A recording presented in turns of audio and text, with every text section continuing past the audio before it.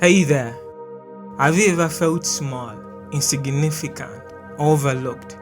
Maybe you've wondered if your efforts, contributions really matter in the grand scheme of things.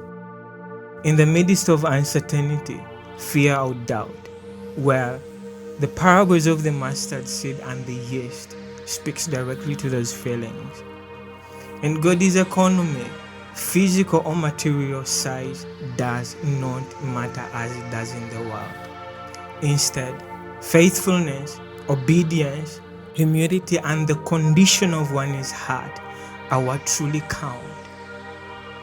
God often uses small things and people to accomplish His great purposes.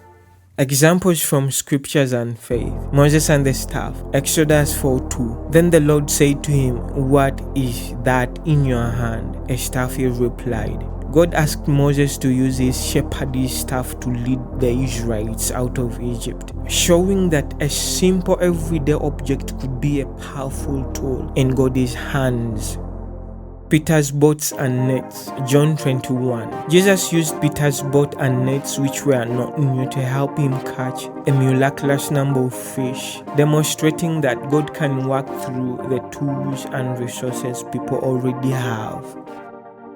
What is God's economy? God's economy refers to God's divine plan, particularly His arrangement to dispense Himself or God's own being into humanity. This is a spiritual concept rooted in the Greek word oikonomia, which means household, management, stewardship, or dispensation.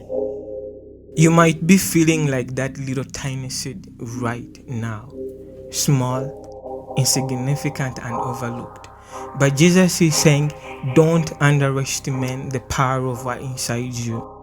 Don't underestimate the potential for growth, for impact, for transformation. God uses what we have and magnifies it. The smallest spark within us can germinate into a forest of unshakable faith.